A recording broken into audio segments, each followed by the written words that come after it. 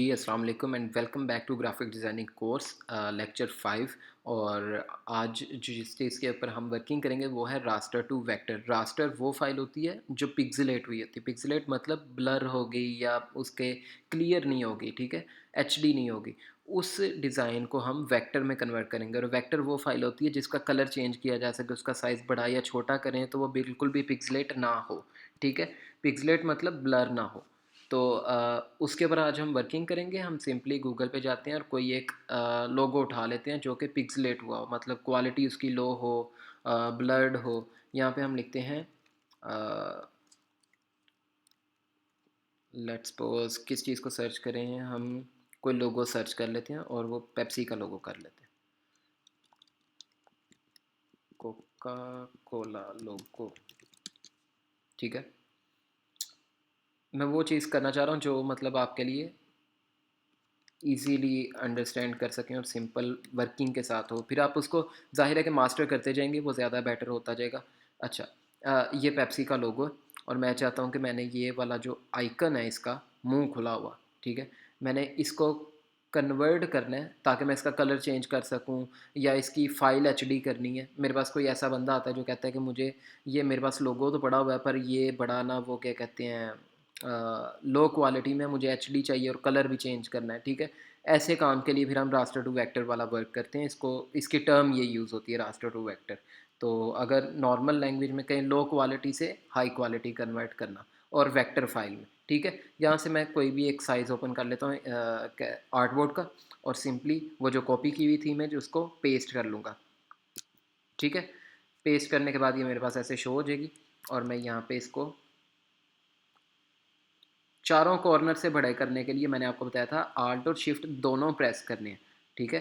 अगर आप चाहते हो कि एक साइड से सिर्फ मतलब अगर मैं ये राइट साइड से कर रहा हूँ तो सिर्फ राइट साइड से ही वो बड़ा हो, बाकी साइडें उसकी ना हिलें, तो फिर आपने सिंगल शिफ्ट को प्रेस करना है, ठीक है। तो वो देखो वो बाकी साइड उधर ही है, सिर्फ लेफ़्ट साइड से बड़ा कर रहा है इसको, ठीक हो गया।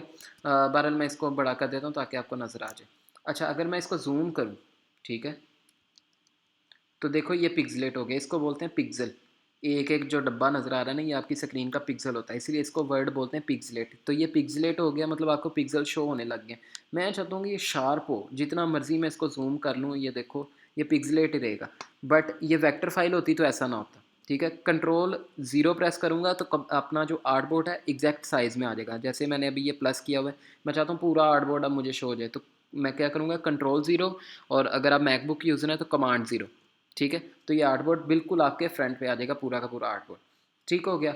अभी मैं चाहता हूँ कि इसको मैं वेक्टर में कन्वर्ट करूँ, तो मेरे पास दो तरीके होंगे। अगर तो मेरा पिक्सेलेट वाली फ़ाइल भी थोड़ी सी अच्छी है ना, तो फिर मैं ऑटो इसको ट्रेस कर सकता हूँ। मुझे कोई ज़रूरत नहीं होगी कि मैं मैनुअली एक एक मतलब पेन टूल के थ्रू इसको ट्रेस करूँ, ठीक है। ऑटो किस तरीके से होगा, वो आपके पास सिंपली आपने वो तस्वीर को सिलेक्ट कर लेना। सिलेक्ट करने के बाद आपके पास टॉप पे इमेज ट्रेस का ऑप्शन शो हो रहा है, ठीक है। इसके साथ एक एरो है, एरो पे क्लिक करेंगे। कितने कलर्स हैं, एक और दो, दो कलर्स हैं, ठीक है। यहाँ पे आपके पास कुछ ऑप्शंस आते हैं जिसमें सिलहुटे का मैंने आपको बताया हुआ है कि सिलहुटे का मतलब होता है कि ब्लैक एंड वाइट कर देगा, ठीक है। जैसे ही मैं इस पर क्लिक करता हूँ उसने ब्लैक एंड वाइट कर दिया इसको, लोगों को। लेकिन मुझे ब्लैक एंड वाइट नहीं चाहिए, मुझे ये कलर चाहिए लाजमी, ठीक है। फिर मैं क्या करूँगा, थ्री कलर्स का मेरे पास ऑप्शन है, क्योंकि मिनिमम थ्री कलर से कम ही है इसके। थ्री से ज़्यादा होता है तो सिक्स में चला जाता है या 16 में चला जाता है, ठीक है। थ्री कलर्स सेलेक्ट कर लूँगा मैं और वो ऑटोमेटिक इसको उसने कर दिया हुआ इस वक्त, मतलब वो खुद ही बना दिया, डिज़ाइन कर दिया। उसके बाद ट्रेसिंग रिज़ल्ट में आउटलाइन विद सोर्स इमेज पे क्लिक करूँगा और एक्सपेंड कर दूँगा, ठीक है। अब क्या हुआ, अगर मैं वापस कंट्रोल वी करूँ, जो मेरे पास पहले इमेज थी, असल में ना मैं कंप्यूटर पे यूज़ करता हूँ, विंडोज़ आ रही है, मैकबुक का थोड़ा सा मसला होता है। मैं इसका अगर कलर चेंज करूँ, एक तो स्वैचेज़ ही नहीं शो होती मेरे पास यहाँ पे, अगर करता भी हूँ तो कलर चेंज नहीं होगा, ठीक है। जो जेपैग फाइल होती है या पीएनजी होती है, उस फॉर्मेट का हम कलर नहीं चेंज कर सकते। लेकिन जो अभी हमने ऑटो उसको अभी टू कलर्स में कन्वर्ट किया है, वो मेरे पास ये ग्रुप हो जाएगी एक तो ये, ठीक है। इसको आपने कर देना अनग्रुप, मतलब मैं लेफ़्ट अपना राइट क्लिक करूँगा तो अनग्रुप, इसे यहाँ से क्लिक कर दूँगा, अब ये अनग्रुप हो गई है।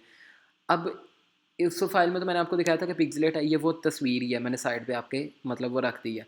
इस फाइल के ऊपर अगर मैं जूम करता हूँ, ठीक है, control plus plus plus plus plus plus, जितना मर्जी जूम करो, कोई पिक्सेलेट हो रहा है, नहीं, बिल्कुल भी नहीं हो रहा। मैं इसको थोड़ा ड्रैग भी कर देता हूँ, ये देखो बिल्कुल क्लियर है, ठीक है।